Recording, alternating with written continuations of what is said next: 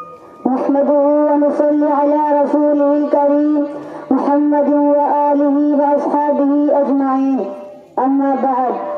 جب چمن میں لہو کی ضرورت پڑی سب سے پہلے ہماری ہی گردن کٹی، پھر بھی کہتے ہیں ہم سے یہ اہل چمن، یہ چمن ہے ہمارا تمہارا نہیں. بات پھولوں کی ہوتی تو سہ لیتے ہم، بات پھولوں کی ہوتی تو سہ لیتے ہم، اب تو کانٹوں پہ بھی حق ہمارا نہیں.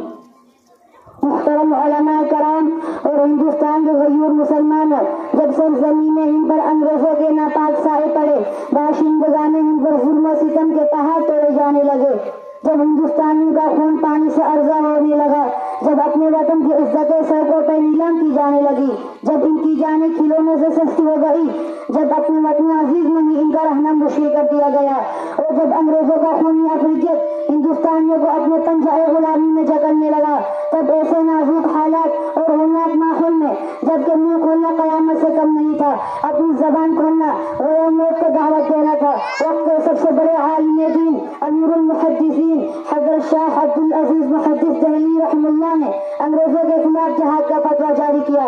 آپ نے اعلان کیا کہ انگریزوں کی فوج میں بھرتی ہونا حرام ہے، یہ ملک اب دارالحرب ہو چکا ہے، ایسے وقت میں انگریزوں سے جہاد فرض ہو چکا ہے. محترم حضرات، آپ کا فتویٰ کیا تھا؟ انگریزوں کے خلاف طوفان بلاخی جس میں کاشانہ فرنگیت خس و خاشاک کی طرف اڑتا چلا جا رہا تھا. انگریزوں کے خلاف کھلم کھلا جنگ شروع ہو گئی. مسلمان میدان جہاد میں بے خوف و خطر کود پڑے، انگریزوں سے دو بدو اور آمنے سامنے کی ایسی ٹکر لی کہ ان کے چھکے چھوٹ گئے. ناچار انگریزوں کو قدم پیچھے ہٹانا پڑا. اس فتوے کے بعد پورے ملک میں انگریزوں کے خلاف عام نفرت پھیل گئی اور ہر ہندوستانی کے سینے میں جذبہ آزادی مچلنے لگا. 1857 کی جنگ آزادی سب سے مشہور اور خوفناک ہے، جس میں انگریزوں کے ظلم و ستم کی انتہا ہو گئی تھی. ہندوستانیوں پر عرصہ خلافت تنگ کر دیا گیا تھا، مگر اس کے باوجود مسلمانوں نے انگریزوں کا بھرپور مقابلہ کیا. انگریزی ظلم کے آگے سد سکندری بنے رہے اور کسی بھی طرح کی قربانی سے دوئر نہ کیا. بالآخر خدا نے وہ دن دکھایا جب ہندوستان کے سر پر آزادی کا پرچم لہرانے لگا، غلامی کی زنجیریں کٹی اور وطن عزیز کے چمن میں پھر سے باہر آ گئی. دوستو، جنگ آزادی میں مسلمانوں نے بے شمار قربانیاں دی ہے، لاتعداد علماء کرام شہید کیے گئے ہیں. اگرچہ غیر مسلم بھائیوں کی خدمات کا انکار نہیں، مگر یہ سچ ہے کہ اگر مسلمان خصوصاً علماء کرام جنگ آزادی میں حصہ نہ لیتے تو ہندوستان کبھی آزاد نہ ہوتا.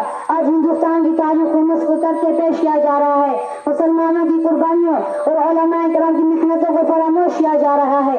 عام بہت مسلمانوں کو یہ پتہ نہیں ہے کہ ہمارے آبا و اجداد نے ہندوستان کے لیے کتنی قربانیاں دی ہے. ہندوستان آزاد ہو گیا اور آزاد ہوئے تقریباً 78 سال ہو گئے، لیکن مسلمانوں کو ان کا جائز حق نہیں دیا جا رہا ہے. مسلمان جس پریشانی میں پہلے تھا آج بھی اسی پریشانی میں ہے، بلکہ دن بدن ان میں اضافہ ہی ہو رہا ہے. مسلمانوں کو یہ کہنا دیا جا رہا ہے کہ تمہارا آزادی میں کوئی حصہ نہیں. لہذا ضرورت اس بات کی ہے کہ مسلمان خود آگے بڑھے اور تاریخ کو جھٹلانے والوں کو سچ کا آئینہ دکھلائے، اور ہم اپنے ان محسن مسلمانوں اور علماء کرام کی محنتوں اور قربانیوں کو دنیا کے سامنے پیش کر کے بتلا رہے ہیں کہ نہ تیرا ہے نہ میرا ہے، یہ ہندوستان سب کا ہے. نہ تیرا ہے نہ میرا ہے، یہ ہندوستان سب کا ہے.